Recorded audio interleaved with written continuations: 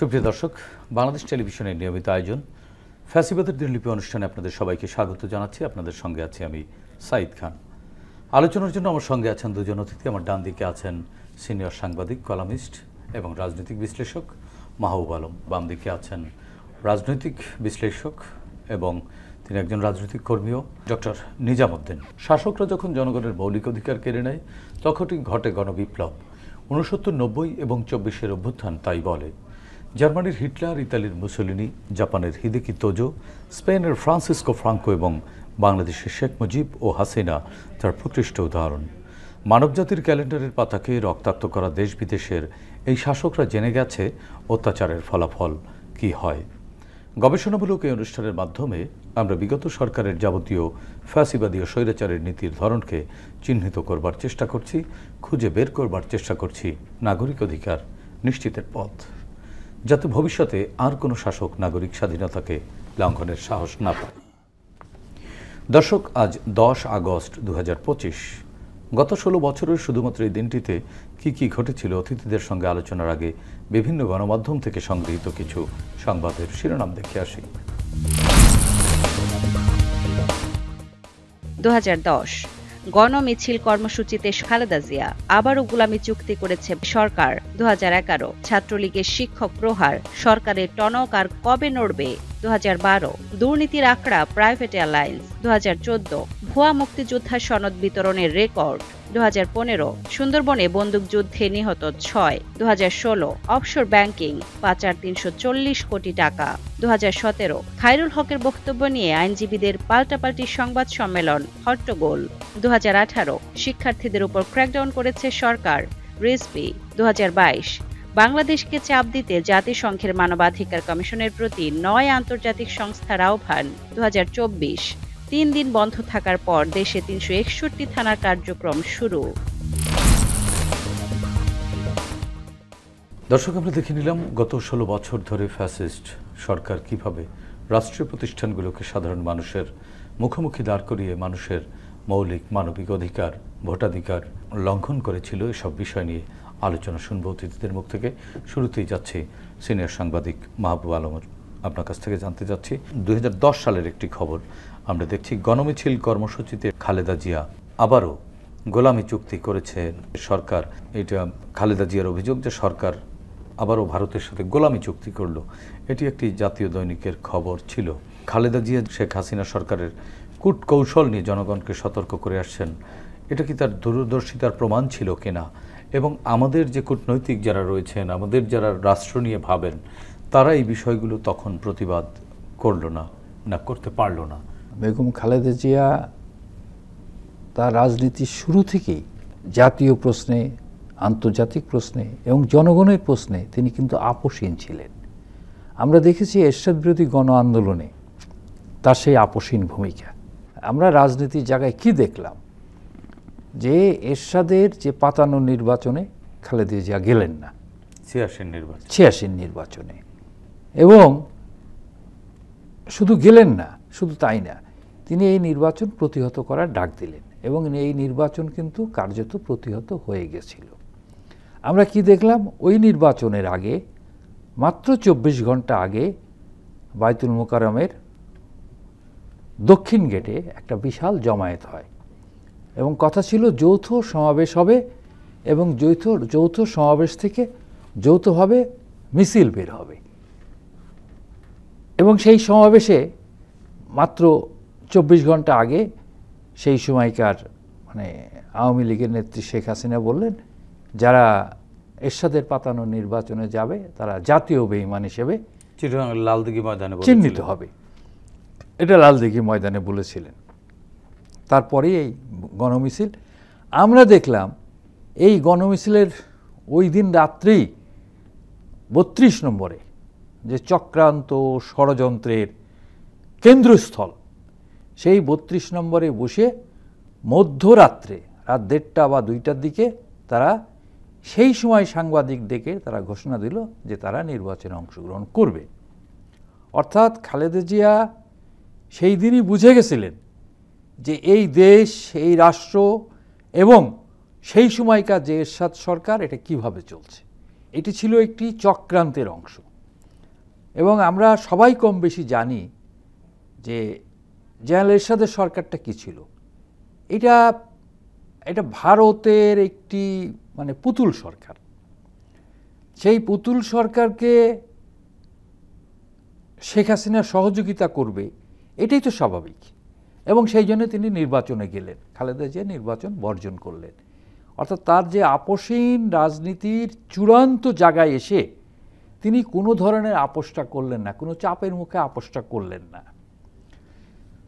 তো আমরা পরবর্তী পর্যায়ে দেখেছি ক্ষমতায় আসার পরেও ৯১ সালের বিপুল জনসমর্থনে ক্ষমতা আসার পরেও খালেদা জিয়া তার যে বিদেশ নীতি, সেই বিদেশ নীতি কিন্তু জিয়াউর রহমানের বিদেশ নীতিকে অনুসরণ করা ছিল।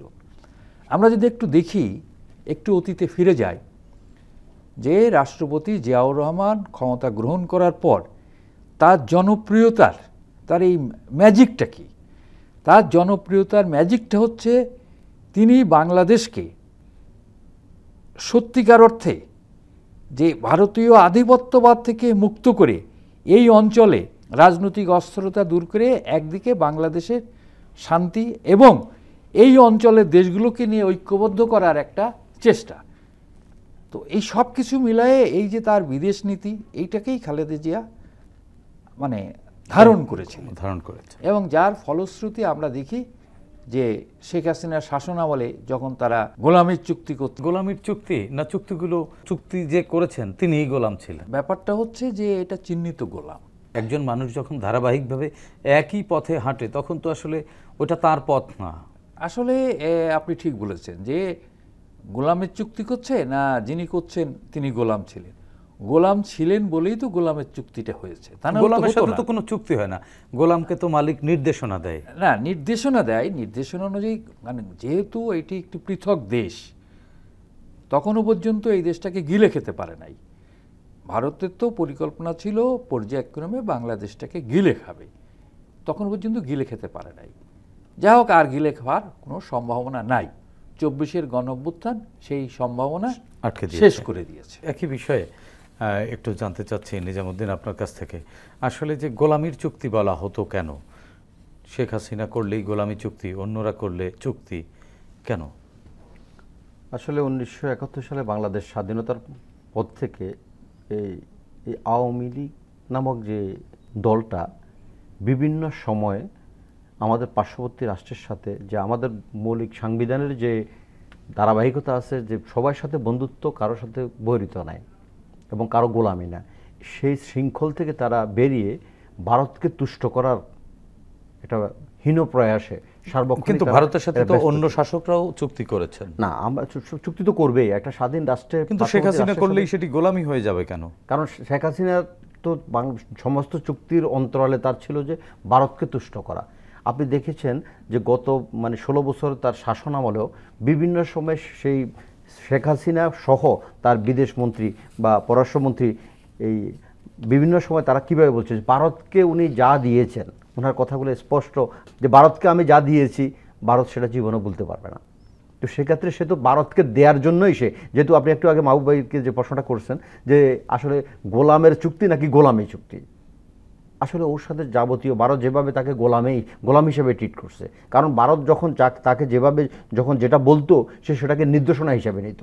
আর একটা যখন বাংলাদেশের একটা পক্ষের কোনো শক্তি যখন বাংলাদেশের ক্ষমতা থাকে মানুষের ম্যান্ডেট নিয়ে, তখন সে চিন্তা করবে যে চুক্তিটা আমি করতেছি সেটা কতটুকু বাংলাদেশের পক্ষে, বাংলাদেশের স্বাধীনতা সার্বভৌমত্বের পক্ষে। কারণ শেখ হাসিনা বিশেষ করে আওয়ামী গভর্নমেন্ট কখনোই বাংলাদেশের স্বার্থ নিয়ে কোনো চুক্তি ভারতের সাথে করেনি, এই জন্য তার সমস্ত চুক্তিগুলো গোলামের চুক্তিতে পরিণত হয়েছে। জি, নিজামুদ্দিন, আপনার কাছ থেকে আরেকটি জিনিস জানতে চাচ্ছি। 2011 সালের একটি খবরে আমরা দেখছি ছাত্রলীগের শিক্ষক প্রহার, সরকারের টনক আর নড়বে কবে, এটি একটি জাতীয় দৈনিকের খবর ছিল। আমরা গত 16 বছর বা তারও আগের থেকেই এই একই চিত্র বাংলাদেশের শিক্ষা প্রতিষ্ঠানগুলোতে দেখে আসছি। 24-এর গণ অভ্যুত্থান পরবর্তী বাংলাদেশে কিন্তু এই একই চিত্র আবারও ফিরছে, আমাদেরকে ব্যথিত করছে। আপনি দেখেছেন কিনা? আসলে শিক্ষা প্রতিষ্ঠানের, এটি কি শিক্ষা প্রতিষ্ঠানের রাজনীতির সমস্যা না জাতীয় রাজনীতির সমস্যা?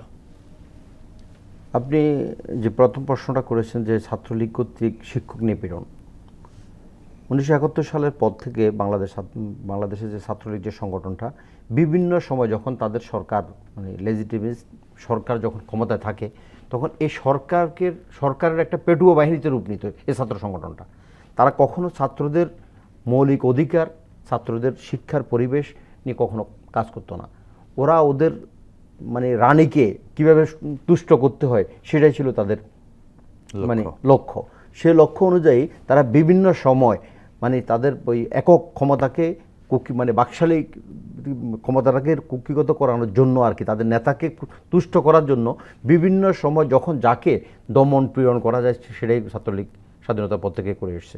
সর্বশেষ যে 111 সরকারের পর থেকে যখন 2008 সালের তাও একটা মানে এটা বাগবাটোয়ার নির্বাচনে যখন শেখ হাসিনা ক্ষমতা আসে প্রথম 5 বছর সে মানে বাংলাদেশের স্টেটকে ভয় করেছে, বিরোধী দলগুলোকে একটা মানে ভাবতো যে মানে পরবর্তীতে সে কোনো নির্বাচনের মুখোমুখি হতে হবে।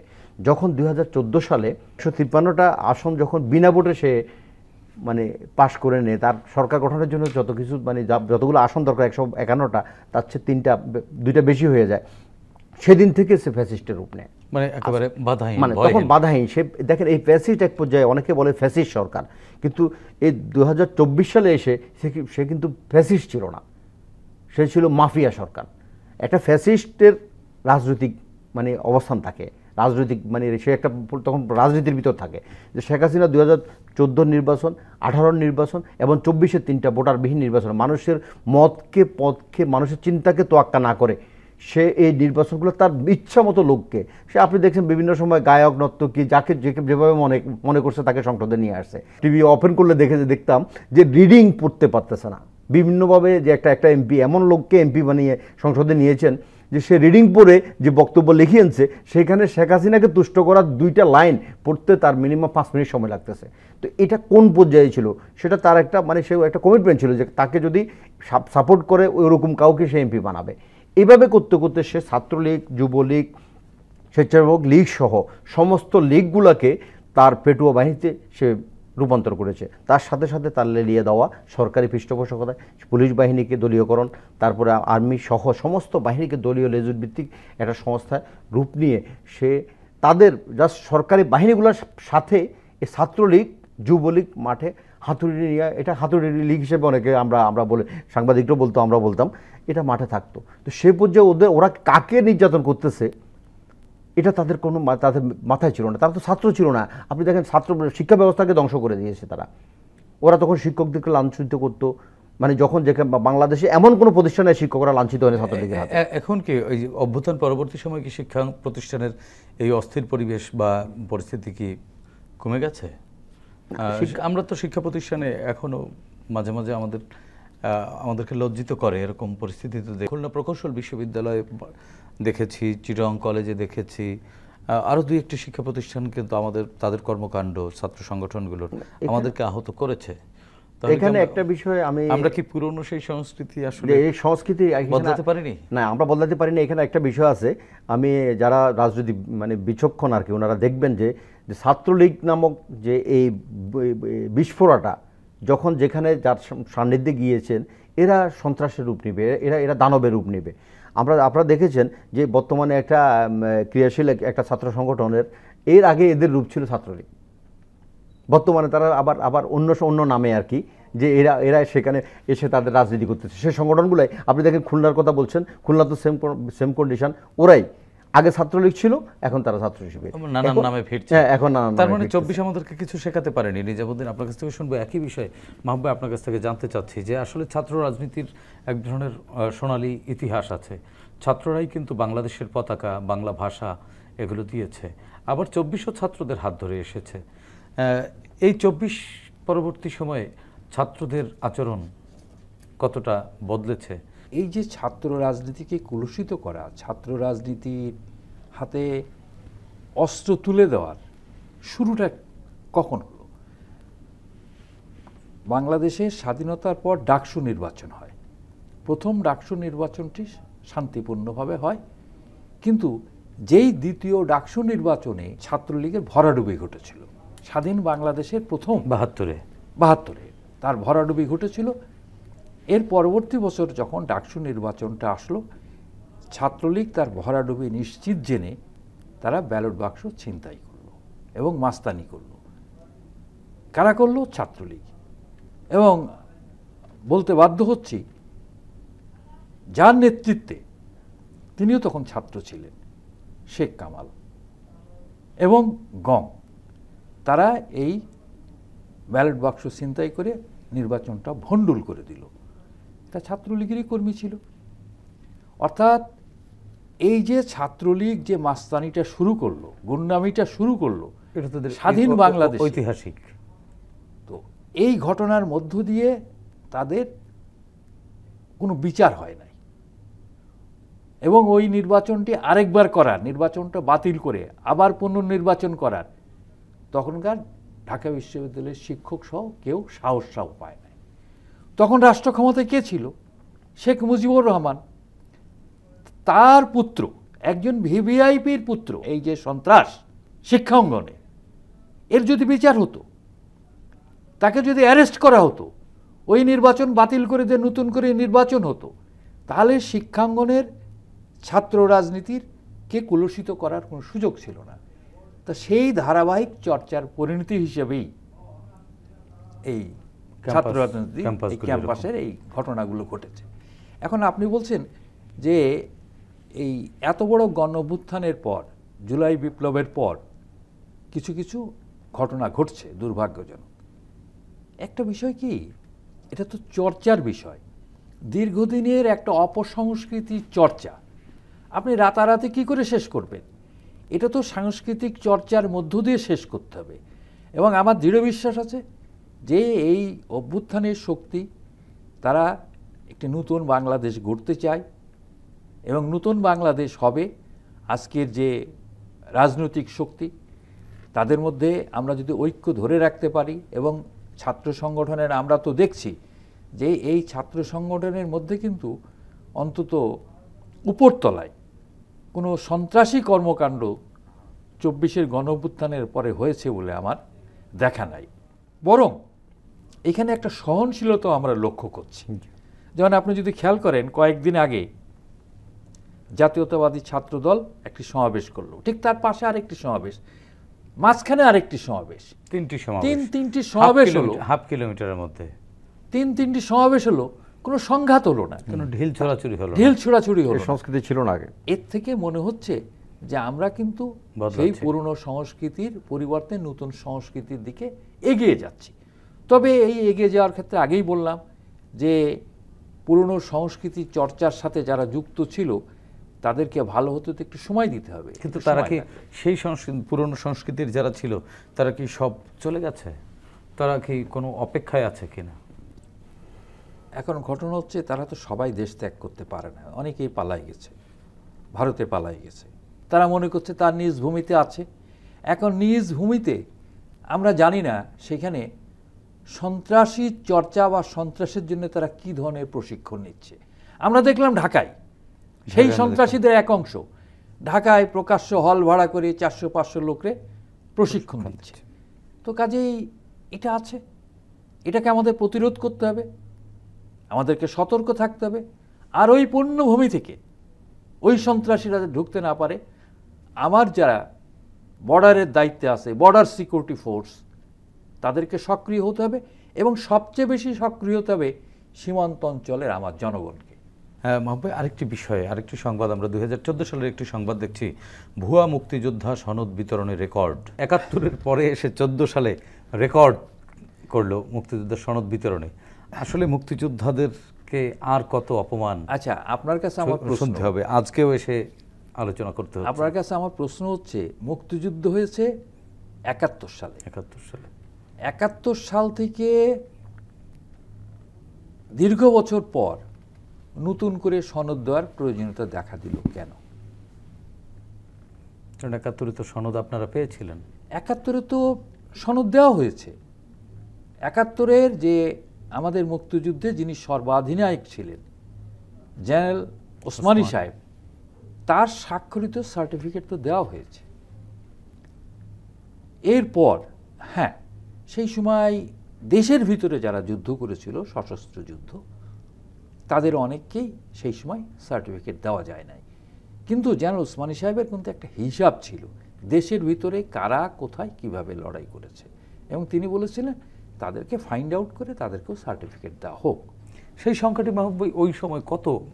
আমার যদি ভুল না হয়, জেনারেল ওসমানী সাহেব বলেছিলেন যে 90,000 সশস্ত্র মুক্তিযোদ্ধা লড়াই করেছেন, আর দেশের ভিতরেও আছে, এবং সব মিলায় এই সংখ্যাটা 1,20,000 বা 30-এর মধ্যে, এবং সেইভাবেই সার্টিফিকেট ছাপানো হয়েছিল।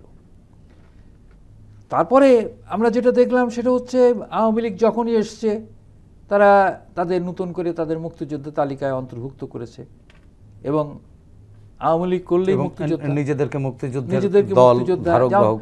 আপনি তো দেখলেন এই যে গণ অভ্যুত্থানের পরে আমরা কি দেখলাম, মুক্তিযোদ্ধা মন্ত্রণালয়ের দায়িত্বে যিনি ছিলেন তিনি একজন ভুয়া মুক্তিযোদ্ধা। তো এটা হচ্ছে আওয়ামী লীগ হচ্ছে পারেও, আওয়ামী লীগ মানে পারে না এমন কিছু নাই, যারা ছেলেরাও মেয়ে করতে পারে। মুক্তিযোদ্ধাদেরকে এত বেশি প্রশ্নবিদ্ধ করা হয়েছে, এটি আলোচনা করতে গেলেও আমাদের এখন লজ্জা হয়।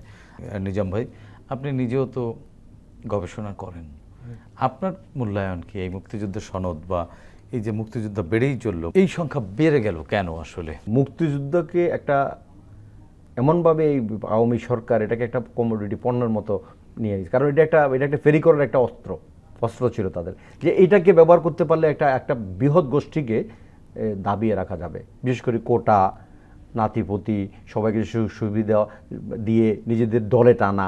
স্বাধীনতার পর থেকে বাংলাদেশের মানে স্বাধীন বাংলাদেশের জন্য আওয়ামী লীগের যে কর্ম, মুক্তিযুদ্ধকে যদি জাস্ট লাইসেন্স হিসাবে ব্যবহার না করে এমন কোনো কর্ম তারা দেখাতে পারবে না। তো সে 75 সাল পর্যন্ত তাদের যে ওই সময়টায় বিভিন্ন ব্যাংক ডাকাতি, শেখ মুজিবুর রহমানের পুত্র শেখ কামাল, মাহবুব ভাই বলেছেন শেখ কামালের বিভিন্ন কর্ম, তারপরে শেখ ফ্যামিলির বিভিন্ন কর্ম, তারপরে তারা বিভিন্ন সময় মুক্তিযোদ্ধাদের ফ্যামিলিদেরকে উপর যেভাবে নির্যাতন নিপীড়ন করেছে, এই আবার দুঃশাসন, 74-এর দুর্ভিক্ষ, এরপরে আসেন শেখ মুজিবের পরে 75 পরবর্তী রাজনীতিতে শেখ হাসিনা বাংলাদেশের প্রত্যাবর্তনের পর থেকে যে গুম এবং প্রতিহিংসা রাজনীতি সে শুরু করেছে, এই বাংলাদেশের মানুষের রাজনীতি হিসেবে দেখানোর মতো মুক্তিযুদ্ধ ছাড়া তাদের কাছে আর কোনো পণ্য ছিল না। আসলে কি তাই? এই বিষয়টি একটু মাহবুবের কাছ থেকে আবারও একটু শুনতে চাচ্ছি যে আওয়ামী লীগের কি কোনো ন্যারেটিভ ছিল না? একটি রাজনৈতিক দলের তো ফিলসফি থাকে, ন্যারেটিভ থাকে, তাহলে মুক্তিযুদ্ধের উপরে একেবারে শতভাগ ভর করতে হলো কেন? স্বাধীনতা উত্তর বাংলাদেশে আওয়ামী লীগ যখন ঢাকায় আসলো কলকাতা থেকে, প্রবাসী সরকার, আমরা দেখলাম মানে বিশেষ করে 10ই জানুয়ারি শেখ মুজিবুর রহমান যেদিন আমাদের দেশে আসলেন, কারণ যে প্রবাসী সরকার আমাদের মুক্তিযুদ্ধ পরিচালনা করেছে সেই প্রবাসী সরকারের নেতৃত্ব দিয়েছিল তাজউদ্দিন সাহেব। 10 তারিখে শেখ মুজিব এসে মাত্র 24 ঘন্টার মধ্যে তিনি সেই সরকারের দায়িত্ব নিলেন, কোনো রকমের মানে কোনো রকম নিয়ম নীতি না মেনে। তিনি এই জন্যে তার যে ওই সময়কার যে মানে একটা যে বৈঠকও অন্তত করতে হয়, তাকে তো মুক্তিযুদ্ধের সময় তাকে তার অনুপস্থিতিতে তাকে রাষ্ট্রপতি বানানো হয়েছিল। তো সংসদীয় ব্যবস্থায় রাষ্ট্রপতি আর প্রধানমন্ত্রী দুইজনের মধ্যে রাষ্ট্র পরিচালনা করে বা সরকার পরিচালনা করে হচ্ছে প্রধানমন্ত্রী। অর্থাৎ শেখ মুজিবুর রহমানের ঢাকার মাটিতে পা দিয়েই ক্ষমতার প্রতি তার লোভ, এই লোভই মানে সমস্ত বয়ান টয়ান সব মুক্তিযুদ্ধের বয়ান পাল্টে দেয়। এবং দেশে আসার পর তিনি কি দেখলেন, আরে মুক্তিযুদ্ধ তো আওয়ামী লীগের লোক ছিল না, এদেশের মানুষ মুক্তিযুদ্ধ করেছে, কৃষক মুক্তিযুদ্ধ করেছে, এদেশের শ্রমিক মুক্তিযুদ্ধ করেছে। সেই সময় বিভিন্ন রাজনৈতিক দল ছিল, সেই সমস্ত রাজনৈতিক দল সংগঠিতভাবে মুক্তিযুদ্ধ করেছে। মুক্তিযুদ্ধের মধ্যে আওয়ামী লীগের কোনো অংশগ্রহণ তখন দেখা যায় না। আমি চ্যালেঞ্জ দিয়ে বলছি, সেই সময় কোনো আওয়ামী লীগের সন্তান, আওয়ামী লীগের কোনো পুত্র মুক্তিযুদ্ধ শহীদ হয় নাই, আহত হয় নাই। তারা এখান থেকে যে কলকাতায় বা বাংলাদেশের সীমান্তের চারপাশে, ত্রিপুরায়, কি বলে, মেঘালয়, বিভিন্ন জায়গায়, শিলিগুড়ি, কলকাতা, অনেক জায়গায় তারা বিলাসী জীবনযাপন করেছে। এবং মুক্তিযুদ্ধের সময় এখানে বিভিন্ন ট্রেজারি লুট হয়েছে, বিভিন্ন ব্যাংক লুট হয়েছে। তো এই যে ট্রেজারি ব্যাংক লুটের টাকা কোনো আওয়ামী লীগ নেতা তারা কি ওইখানে প্রবাসী সরকারের কাছে স্যান্ডার করেছে, তাদেরকে দিয়েছে, বলেছে যে আমরা লুট করে নিয়ে এসেছি, এই বাংলাদেশ সরকার চলবে কি করে, টাকা লাগবে, এই নেন টাকা, এই ট্রেজারির টাকা, এই ব্যাংক লুটের টাকা দিয়ে তারা ওইখানে আরামায়েশ করেছে আর যুদ্ধ করেছে দেশের জনগণ। তো এখন এই যে এই ঘটনার তখন কারণ মানুষ জানতো, এটাকে ভিন্ন রূপ দেওয়া, অর্থাৎ এটাকে আওয়ামীকরণ করা, এটাকে দলীয়করণ করার জন্যে তাদেরকে এই মুক্তিযুদ্ধ বিজনেসের মধ্যে যেতে হয়েছে। অর্থাৎ মুক্তিযুদ্ধ তার একটা বয়ান তৈরি করে, এবং শেষ পর্যন্ত সেই মুক্তিযুদ্ধের কোটা নিয়েই পালাতেও হলো শেখ হাসিনাকে। এবং সেই পালিয়ে যাবার পর আমরা 1 বছর পার করে ফেলেছি। দ্বিতীয় বছরের শুরুতেই আমরা আজকে আলোচনা করছি 1 বছর থেকে আসলে রাজনৈতিক দলগুলো, এই অভ্যুত্থানের যে পক্ষের শক্তিগুলো কতটুকু শিক্ষা নিল, আগামীর পথ চলা কেমন প্রত্যাশা করেন। যদিও ইতোমধ্যেই সরকার জাতীয় নির্বাচনের ঘোষণা দিয়ে ফেলেছেন, ফেব্রুয়ারিতে নির্বাচন আমরা ধরেই নিতে পারি, সেই অনুযায়ী কার্যক্রম চলছে। এই মুহূর্তে তাদের কার্যক্রম বা তাদের যে আচার আচরণ কেমন হওয়া উচিত? গণঅভ্যুত্থানের মানুষের যে প্রত্যাশা, আকাশচুম্বী প্রত্যাশা, সংস্কৃতির চর্চা, আমাদের রাজনীতির চর্চা, আমাদের অর্থনৈতিক ব্যবস্থা, সব কিছু মিলেই এই আকাশচুম্বী প্রত্যাশা পূরণ বেশ কঠিন। তবে আমরা যদি গণতান্ত্রিক রূপান্তর ঘটাতে পারি এবং আমরা যদি দ্রুত গণতান্ত্রিক মানে রাষ্ট্র ব্যবস্থা কায়েম করতে পারি, তাহলে আমার ধারণা হচ্ছে যে এই প্রত্যাশার পুরোটা না হোক আংশিক পূরণ তো হবেই। এবং এটা খুব ভালো যে খুব শীঘ্রই আমাদের জাতীয় নির্বাচন। আমার বিশ্বাস এই জাতীয় নির্বাচনের মধ্য দিয়ে আমরা আমাদের আকাঙ্ক্ষা পূরণের দিকে এগিয়ে যেতে পারব। জি, ডক্টর নিজামুদ্দিন, একই প্রশ্ন। আমি 24-এর অভ্যুত্থানের পরে যে সরকার বর্তমানে আছে, সরকারের দুইটা মানে আজকে মানে জাস্ট 1 বছর পূর্তির পরেই প্রধান উপদেষ্টা উনি ডিক্লেয়ার করছে যে সরকার ওনার কার্যক্রমের 2টা ভাগ, একটা অধ্যায় অলরেডি শেষ, দ্বিতীয় অধ্যায় শুরু। আর দ্বিতীয় অধ্যায়ে উনি সবচেয়ে প্রায়োরিটি বেসে যে কথাটা বলেছেন সেটা হলো যে নির্বাচন, একটা বাংলাদেশের মানুষ স্বচ্ছ গ্রহণযোগ্য এবং বাংলা উনি কমিটেড যে বাংলাদেশের ইতিহাসের সবচেয়ে শ্রেষ্ঠ সেরা একটা নির্বাচন উনি উপহার দেবে। আপনি দেখেন এই ডিক্লারেশনের সাথে সাথে বাংলাদেশের প্রতিটা আনাচে কানাচে, গ্রামে গঞ্জে, আমাদের যেহেতু আমরা রাজনৈতিক কর্মী, খোঁজখবর রাখি, একটা সুন্দর একটা মেসেজ সবার ভিতরে নির্বাচনের একটা যে আমেজ চলে আসছে। কিন্তু এই আমেজেও তো মনে করেন এই আমেজকে নষ্ট করবার জন্য ষড়যন্ত্র তো আছে। হ্যাঁ, ষড়যন্ত্র অবশ্যই করবে, তো সচেতন কারণ এই পেশিবাদী সরকারের দীর্ঘদিনের যে তাদের বিভিন্ন রকমের সুযোগ সুবিধা বেড়ে ওঠা যে সংগঠন আওয়ামী লীগের, যে আজকে যদি কার্যত কাগজপত্র ওদের কার্যক্রম নিষিদ্ধ, বাট ওরা তো মাহবুব কিছুক্ষণ আগে বলছে ওদের মুষ্টিমেয় অলিগার্স যারা, হ্যাঁ, ওরা দেশ থেকে পালিয়ে গেছে, ভারতে আশ্রয় নিচ্ছে, ওরা এখন সেখানে বসে বসে তাদের বিভিন্ন রকমের কলকাঠি নাড়তেছে। চেষ্টা করবে ওরা বিভিন্নভাবে এটাকে মেলাইন করার জন্য যাতে সুন্দর একটা নির্বাচন না হয়। এবং এই পর্যায়ে আমার একটা পারসেপশন আর কি, যে বাংলাদেশে দেখবেন আপনি ছোট ছোট যে সংগঠনগুলো আছে প্রত্যেককে এখন বিভাজন করার জন্য তারা একটা ষড়যন্ত্রে লিপ্ত, টাকা দিয়া, বিভিন্নভাবে প্রলোভন দিয়া, যে ইলেকশন হলে তোমরা কয়টা সিট পাবা, বিভিন্নভাবে তারা চেষ্টা করবে যে ইলেকশনটা সুন্দরভাবে যেন ইলেকশন না হয়। এটার জন্য যা করা লাগে আওয়ামী লীগ সবই করবে, কিন্তু আমাদেরকে বাংলাদেশের প্রতিটা মানুষকে, নাগরিকদেরকে সোচ্চার থাকতে হবে, এই দেশটা আমাদের, অনেক জীবনের বিনিময়ে আজকের এই দেশ, সুন্দর একটা দেশ, আমরা গণতান্ত্রিক যাত্রায় আমরা ফেরত যাব, সুন্দর একটা দেশ গঠন করব, এবং আগামী দিনে যারা নির্বাচিত হবে তারা আমাদের দেশের জন্য নির্বাচিত হবে, বাংলাদেশের পক্ষে কাজ করবে, বাংলাদেশের জনগণের পক্ষে কাজ করবে।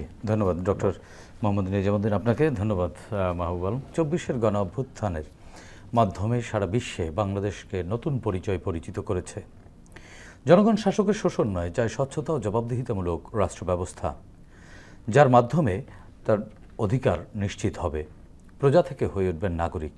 আসুন নতুন এই বাংলাদেশকে আমরা নাগরিক বান্ধব হিসেবে গড়ে তুলি, সাধ্যমতো ভূমিকা রাখি দেশ ও জাতি গঠনে। প্রিয় দর্শক, দেখা হবে আগামী পর্বে নতুন অতিথির সঙ্গে। ততক্ষণ পর্যন্ত ভালো থাকুন, সুস্থ থাকুন, বাংলাদেশ টেলিভিশনের সঙ্গেই থাকুন। খোদা হাফেজ।